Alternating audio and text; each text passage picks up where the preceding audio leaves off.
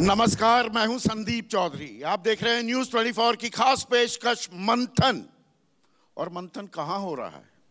यह हो रहा है छत्तीसगढ़ की राजधानी रायपुर में। इस साल चुनाव होने वाले हैं छत्तीसगढ़ में। पिछले 4 साल में छत्तीसगढ़ की फिजा कितनी बदली, दशा और दिशा क्या है निवेश की, उद्योग की, इस अहम मुद्दे पर हम चर्चा करने वाले हैं। और आप जानते हैं, बचपन में आपको भी पढ़ाया गया होगा, खास मैं भारत के परिप्रेक्ष्य में अब बात कहूंगा। वो कहा जाता था India is a rich country but its inhabitants are poor. यानी कि भारत एक साधन संपन्न, एक अमीर मुल्क है, लेकिन यहां के बाशिंदे गरीब हैं। और ये जब छत्तीसगढ़ की बात होती है, छत्तीसगढ़ पर भी सीधा लागू होते दिखाई देता है, होता आया है। साधन और संपन्नता की बात की जाए, खनिजों की बात की जाए, तो छत्तीसगढ़ से बेहतर राज्य कोई नहीं हो सकता। यह सोने का भंडार है। जब मैं सोना कहता हूं, इसमें लोहा, कोयला, तमाम चीजें अपने आप समाहित हो जाती हैं। लेकिन छत्तीसगढ़ की दूसरी तस्वीर गरीबी की, गुर्बत की, नक्सलवाद की, माओवाद की भी आती है। और जहां पर भी अस्थिरता होती है, उद्योगपति, कारोबारी, निवेशक हाथ थाम लेते हैं। तो खाने तो चली, लेकिन इंडस्ट्रीज, उद्योग कितने लग पाए छत्तीसगढ़ में? आज इसी पर मैं चर्चा करने वाला हूं। और चर्चा में मेरे साथ छत्तीसगढ़ सरकार में मंत्री मोहम्मद अकबर साहब हैं, अनिल नचरानी, मैंने लोहे और स्टील का जो जिक्र किया उसके बड़े कारोबारी हैं, आनंद सिंघानिया है मेरे साथ। आजकल छत्तीसगढ़ में और नया रायपुर भी बन रहा है, रायपुर के साथ नया रायपुर, निर्माण कार्य जोरों पर है। तो ये रियल एस्टेट टाइकून है। और साथ ही साथ प्रदीप टंडन साहब मेरे साथ हैं। ये छत्तीसगढ़, फिक्की छत्तीसगढ़ और पीएचडी के अध्यक्ष रह चुके हैं। तो अकबर साहब, 4 साल हो गए जी आपकी सरकार को।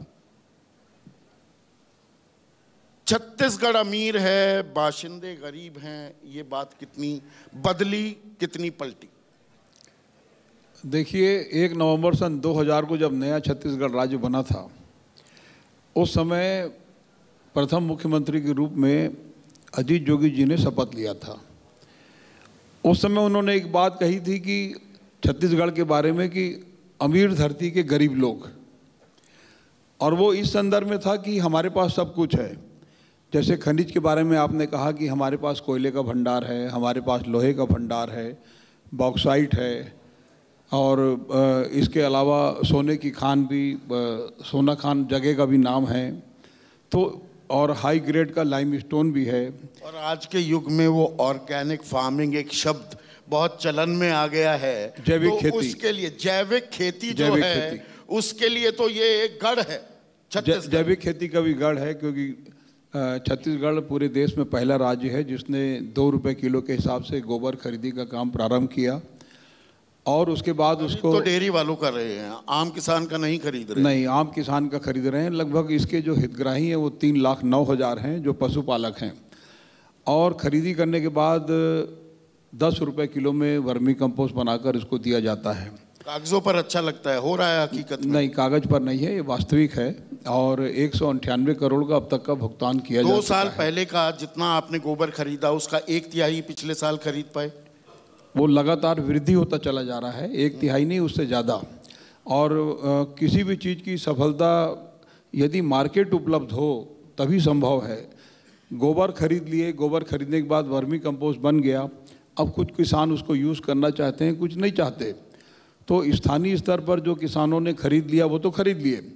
इसके अलावा एक सिस्टम ऐसा डेवलप किया कि हमारे छत्तीसगढ़ की जो परंपरा है, जितने भी जिला सहकारी केंद्रीय बैंक हैं उसमें खरीफ सीजन के पहले किसान वो खाद इसलिए नहीं ले रहा है क्योंकि डेयरी वाले वो देते हैं, वो जो चारा देते हैं गायों को, जिसका वो गोबर बन रहा है, वो इस्तेमाल नहीं कर पा रहे हैं। उनको लगता नहीं है कि उनकी खेती में इसका कोई फ़ायदा होगा। नहीं, ऐसी कोई बात नहीं है।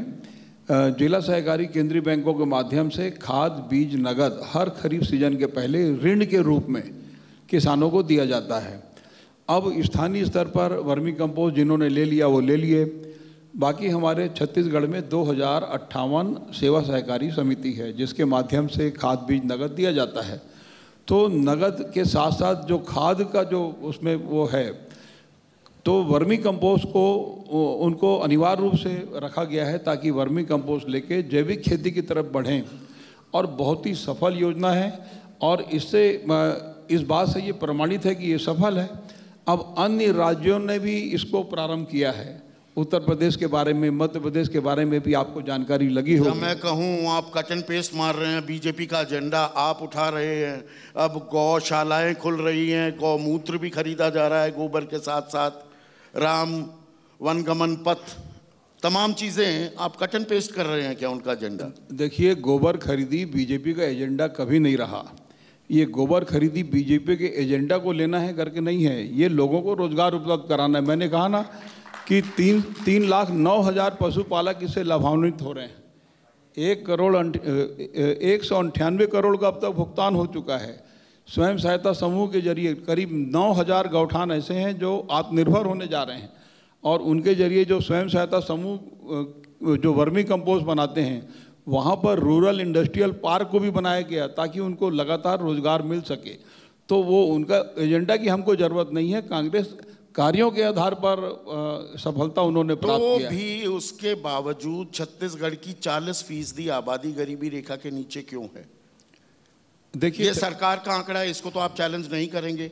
देश भर में 21.5% गरीबी और छत्तीसगढ़ में 40,000। और उसमें एक और चौंकाने वाला आंकड़ा अकबर साहब ये है कि छत्तीसगढ़ में जो औसत आय है एक छत्तीसगढ़िया की, वो 1,18,401 रुपये है, जबकि देश में ये आय 50,000 है।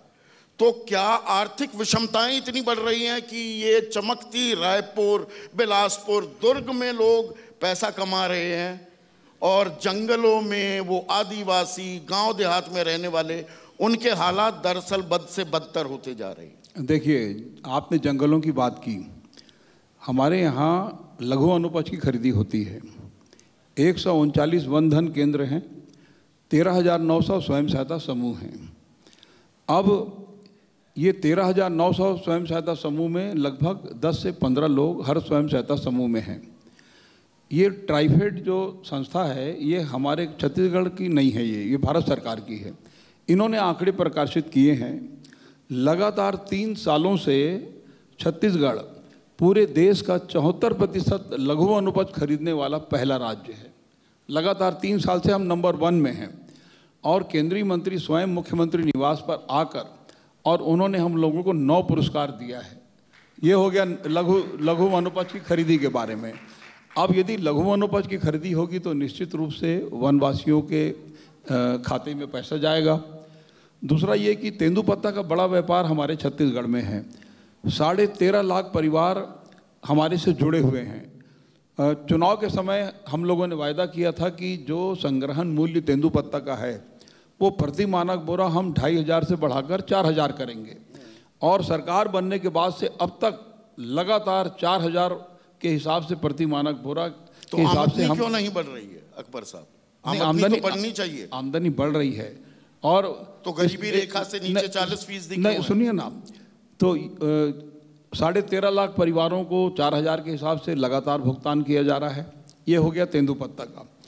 अब इसके अलावा जो चुनाव के समय ये कहा गया कि हम 2,500 रुपये प्रति क्विंटल में धान खरीदेंगे। सवाल इस बात का है कि क्या चुनाव के बाद से अब तक 2,500 रुपये के हिसाब से सरकार भुगतान करने में सफल है? तो मेरा कहना है कि जी हाँ, हम सफल हैं। पहली बार 2019 में जब धान खरीदी हुई, सीधे 2,500 रुपये प्रति क्विंटल के हिसाब। 2,740 की दाम चल। आप सुनिए ना, उसमें कठिनाई क्या क्या है वो भी मैं आपको बता देना चाहता हूँ। 2,500 रुपये प्रति क्विंटल के हिसाब से हमने खरीदी की है 2019 में। जब 2020 में खरीदी की बात आई तो भारत सरकार की तरफ से चिट्ठी आई कि यदि समर्थन मूल्य से अधिक में आप भुगतान करेंगे तो हम आपका चावल भारतीय खाद्य निगम में जमा नहीं लेंगे। अब धान खरीदी का सिस्टम यह है कि भारत सरकार की तरफ से छत्तीसगढ़ सरकार को किसी प्रकार का कोई लोन नहीं मिलता, कोई सहायता नहीं, कोई अनुदान नहीं। 20 से 25 हज़ार करोड़ का कर्ज छत्तीसगढ़ की सरकार लेती है। अब भारत सरकार का रोल केवल इतना है कि जब हम धान खरीदी करें, कस्टम मिलिंग कर लें, चावल बना लें, तो भारतीय खाद्य निगम में हमारा चावल जमा ले लें और जितना भी हमारा व्यय हुआ है, खर्च हुआ है, पूरा चावल बनाए तक खरीदी से लेकर वो पैसा हमको दे दिया जाए। कितना, बस इतना ही उनसे सहायता हम चाहते हैं। तो ये जो ग्रामीण अंचल की जो अर्थव्यवस्था है, और ये बहुत ही अहम टॉपिक हो जाता है, अभी मेरे पीसीआर वाले भी प्रॉम्प्ट कर रहे हैं, नई इंडस्ट्रीज़ की थोड़ी बात करो। वो भूल जाते हैं कि फार्मिंग से बड़ी कोई इंडस्ट्री नहीं है, और जो उद्योग यही आमदनी बढ़ाने का बहुत बड़ा जरिया भी होता है। तो वहाँ तो आप कदम उठा रहे हैं, लेकिन अब मैं अगर जिसे हम निवेश समझते हैं, ये काला सूट गुलाबी अखबार वाले जब भी कारोबार की, उद्योग की, इंडस्ट्रीज़ की, इन्वेस्टमेंट की बात करेंगे तो उन्हें शहर के अलावा कुछ दिखाई नहीं देता। इन्वेस्टमेंट आप कितनी लेकर आ पाए? देखिए, इन्वेस्टमेंट के बारे में मैं जानता था कि आप ये पूछेंगे, हालांकि ये मेरा विभाग नहीं है, ये मेरा विभाग नहीं है, लेकिन फिर सरकार आप हैं। हाँ, सरकार है और उसका जॉइंट रिस्पॉन्सिबिलिटी होता है। सारे लोगों को जानकारी होना चाहिए। 4 वर्षों में 2645 औद्योगिक इकाई यहाँ स्थापित हुई है। इसके अलावा आप निवेश की आप जानकारी चाहेंगे तो 35,934 करोड़ और 47,187 लोगों को इसमें रोजगार मिला है। ये मतलब ये 4 सालों का है। अब इसके लोगों को रोजगार मिला है? 47,187। ये जो अभी के निवेश 4 सालों का है, बाकी तो रोजगार का क्रम चल रहा है। अब रोजगार में यदि आप बोलेंगे तो गोबर खरीदी का, यदि मान लो कोई गोबर खरीदी हो रही है, वर्मी कंपोस्ट बन रहा है, बेच रहे हैं, रूरल इंडस्ट्रियल पार्क है, वो सभी रोजगार में आता है। हाँ। रोजगार का मतलब सरकारी नौकरी नहीं, निवेश का मतलब ही रोजगार है, रोजगार का मतलब रोजी रोटी है, रोटी। यही जो अर्थ है, यही असल जिंदगी को प्रभावित करता है। तो ऐसे में अनिल नचरानी साहब, अब मैं थोड़ा सा स्पेसिफिक सेक्टर वाइज भी चलता हूं। आयरन और स्टील की बात करें, मैं कुछ आंकड़े खंगाल रहा था। भूपेश बघेल सरकार ने 189 MOU किए हैं।